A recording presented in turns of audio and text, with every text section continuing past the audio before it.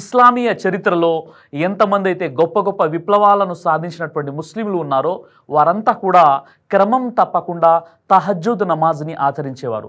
అందుకే ప్రవక్త ముహమ్మద్ సల్లల్లాహు అలైహి వసల్లం వారికి తహజ్జుద్ నమాజ్ వాజిబ్ తప్పనిసరిగా చేయడం జరిగింది. అందుకే ఎంతోమంది సహబా రదియల్లాహు అజ్మాయిన్ తహజ్జుద్ నమాజ్ని క్రమం తప్పకుండా చదువుతూ ఉండేవారు.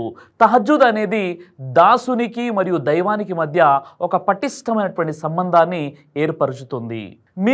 మీకు ఉన్నటువంటి సమస్యలతో సతమతమవుతున్నారా? మీ వ్యాపారం సరిగ్గా నడవట్లేదు, నష్టాల్లోకి వెళ్ళిపోతుందని మీరు చింతిస్తున్నారా? లేక భార్యాభర్తల మధ్య మనస్పార్థాలు చోటు చేసుకుని ఉన్నాయా? మీ పిల్లలు మీ మాట వినడం లేదా? ఇలా ఒక్కటేంటి అనేక సమస్యలకు పరిష్కారం మీరు తహజ్జుద్ నమాజ్ చదివి మీ సృష్టికర్తైనటువంటి దైవంతో మీ యొక్క బాధను చెప్పుకోండి. తప్పకుండా మీ సమస్యలకు పరిష్కారం దొరుకుతుంది. ఖురాను గ్రంథంలోని తహజ్జుద్ నమాజ్ గురించి సూర్య ముజమ్మిల్ సూర నంబర్ 73 ఆయత 1 నుండి 3లో బిస్మిల్లాహిర్ రహ్మానిర్ రహీం యా అయ్యుహల్ ముజమ్మిల్ కుమ్మిల్ లైల ఇల్లా ఖలీలా, ఓ వస్త్రమును కప్పుకున్నవాడా కొద్దిసేపు మినహా రాత్రంతా నమాజులో నిలబడు అనే ఆదేశం ఏదైతే ఉందో దీని ప్రకారంగా ప్రవక్త ముహమ్మద్ సల్లల్లాహు అలైహి వసల్లం వారికి తహజ్జుద్ నమాజ్ అనేది వాజిబ్గా చేయడం జరిగిందని చాలామంది పండితుల అభిప్రాయం. ఇబ్నే కసీర్ వారు కూడా ఇదే విషయాన్ని తెలియజేశారు. సహీ బుఖారీ హదీస్ నంబర్ 1145, సహీ ముస్లిం హదీస్ నంబర్ 758, హజరత్ అబూ హురైరా రదియల్లాహు అన్హు వారి ఉల్లేఖనం ప్రకారంగా ప్రతి రాత్రి చివరి ఘడియలో అల్లా మొదటి ఆకాశం పైకి వస్తాడు. వచ్చి ఎలా అంటాడు, ఎవరైనా ఉన్నాడా, ఏ దాసుడైనా ఉన్నాడా నన్ను పిలిచేవాడు, నేను అతని పిలుపుకి జవాబునిస్తాను. ఎవరైనా ఉన్నారా నన్ను అడిగేవాడు, నేను అతనికి ఇస్తాను. ఎవరైనా ఉన్నారా క్షమాపణ కోరుకునేవారు, వారి తప్పుల్ని నేను మన్నిస్తాను అని అల్లాహ్ సుబ్హానహు వ తఆలా ఇలా అంటూ ఉంటాడు.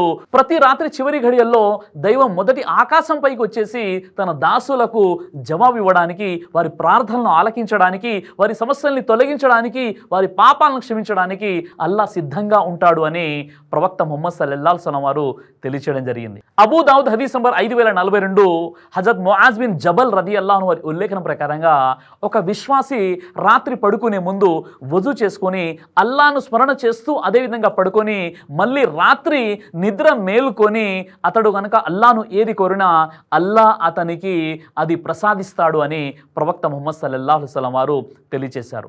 సహీ ముస్లిం హదీస్ నంబర్ 757, హజరత్ జాబీర్ రదియల్లాహు అన్హు వారి ఉల్లేఖనం ప్రకారంగా దైవ ప్రవక్త ముహమ్మద్ సల్లల్లాహు అలైహి వసల్లం వారు ఇలా చెబుతూ ఉండగా నేను విన్నాను. ఆ విషయం ఏమిటంటే రాత్రిపూట దువా స్వీకరించబడేటటువంటి ఒక ఘడియ ఉంది. ఆ సమయంలో గనక దాసుడు మేల్కొని ఇహపర లోకాలకు సంబంధించినటువంటి మేలు కోరితే అల్లాహ్ సుబ్హానహు వ తఆలా తప్పకుండా స్వీకరిస్తాడు.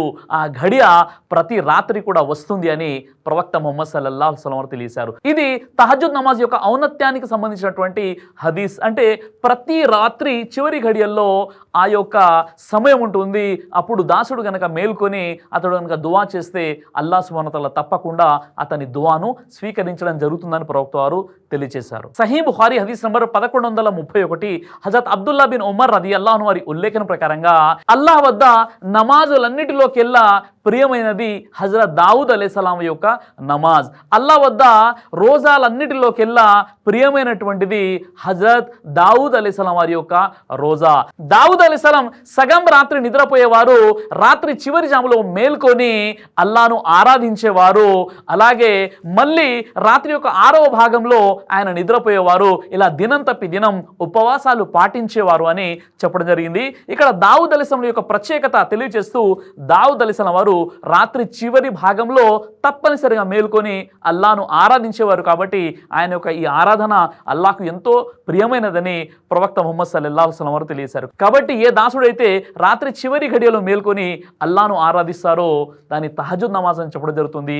అది అల్లాహ్కు ఎంతో ప్రియమైనటువంటిది. అల్లాహ్ సుబ్హానహు వ తఆలా వారి దువాలు ఆ సందర్భంలో స్వీకరిస్తాడు కూడా. తిర్మిజీ హదీస్ నంబర్ 3549, హజరత్ అబూ ఉమామా రదియల్లాహు అన్హు వారి ఉల్లేఖనం ప్రకారంగా ప్రవక్త ముహమ్మద్ సల్లల్లాహు అలైహి వసల్లం వారు ఈ విధంగా తెలియచేశారు, మీరు తప్పనిసరిగా ఖియాముల్ లైల్ తహజ్జుద్ నమాజుని ఆచరిస్తూ ఉండండి.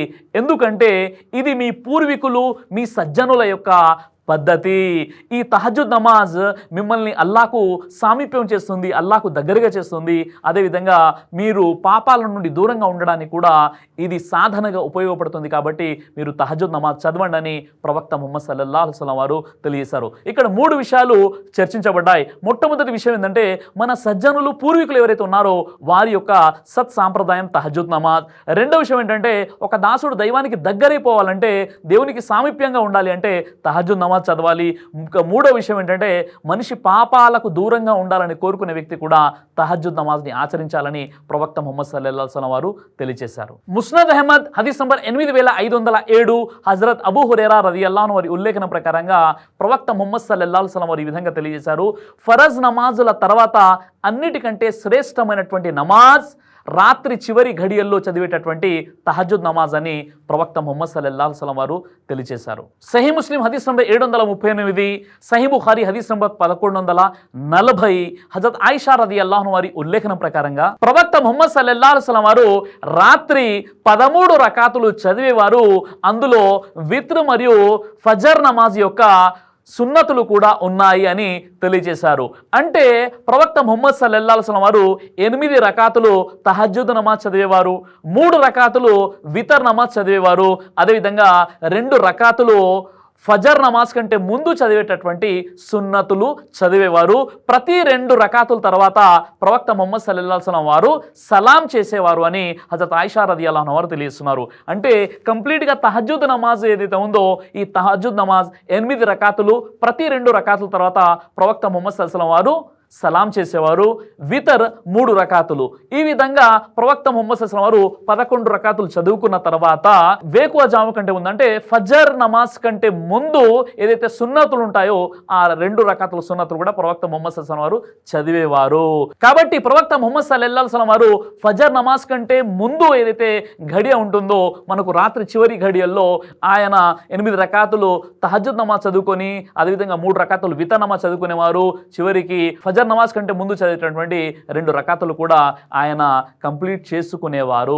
కాబట్టి సోదరులారా, తహజ్జుద్ నమాజ్ అనేది దాసునికి దైవానికి మధ్య ఒక పటిష్టమైనటువంటి సంబంధాన్ని ఏర్పరుచుతుంది. కాబట్టి తప్పనిసరిగా మనం తహజ్జుద్ నమాజ్ని చదివేటటువంటి ప్రయత్నం చేయాలి. అయితే ఈ తహజ్జుద్ నమాజ్ని మనం ఎలా నేర్చుకోవాలి, ఈ తహజ్జుద్ నమాజ్కి మనం ఎలా అలవాటు పడాలి అంటే ముఖ్యంగా ఎలాగైనా మనం ఫజర్ నమాజ్కి నిద్ర మేల్కుంటాం, ఎందుకంటే అది మనపై విధిగా ఫరజ్గా చేయబడింది.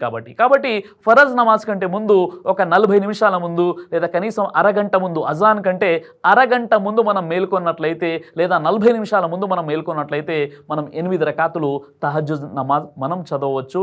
ఇది ఉత్తమమైనటువంటి పద్ధతి. మరి అలాంటప్పుడు రోజు తహజ్జుద్ నమాజ్ చదవడం అనేది చాలా కష్టంతో కూడుకున్న విషయం కదా అని ఈ విధంగా శైతాను మనల్ని ఈ విధంగా ఒక ముందడుగు వేయకుండా ఆపేటటువంటి ప్రయత్నం చేస్తుంటాడు. అలాంటి సందర్భంలో మనం ఏం చేయాలంటే మనం చేయాల్సినటువంటి విషయం ఏంటంటే ఫజర్ నమాజ్ కంటే కనీసం ఒక 15-20 నిమిషాల ముందు నిద్ర మేల్కొనే ప్రయత్నం చేయాలి. అజాన్ కంటే ముందు ఒక 15-20 నిమిషాల ముందు మనం నిద్ర మేల్కొని సాధ్యమైనంత వరకు కనీసం 4 రకాతులైనా మనం తహజ్జుద్ నమాజ్ చదివేటటువంటి ప్రయత్నం చేయాలి. లేదా కనీసం వారానికి ఒక రోజైనా, సండే రోజైన ఎప్పుడైతే మీకు వీక్ ఆఫ్ ఉంటుందో అప్పుడు ఆ రోజు మీరు తహజ్జుద్ నమాజ్ చదివేటటువంటి ప్రయత్నం చేయండి. తర్వాత నెమ్మదిగా అది అలవాటు అవుతుంది. ఎందుకంటే ఇది ప్రవక్తలకు విధిగా చేయడం జరిగింది. అదేవిధంగా సహాబా రదియల్లాహు అజ్మయీన్ క్రమం తప్పకుండా చదివేవారు. మన జీవితంలో ఏదైనా ఒక గొప్ప విజయాలను సాధించాలంటే అల్లాహ్ యొక్క తోడు మనకు తప్పనిసరి. కాబట్టి అల్లాహకు సామీప్యం అవ్వడానికి, అల్లాహకి దగ్గర అవ్వడానికి తప్పనిసరిగా మనం ఈ తహజ్జుద్ నమాజ్ని చదువుతూ ఉండాలి. అల్లాహ్ సుబ్హానహు వ తఆలా నాకు మీకు మనందరికీ కూడా తహజ్జుద్ నమాజ్ని చదివేటటువంటి సద్బుద్ధిని ప్రసాదించుగాక.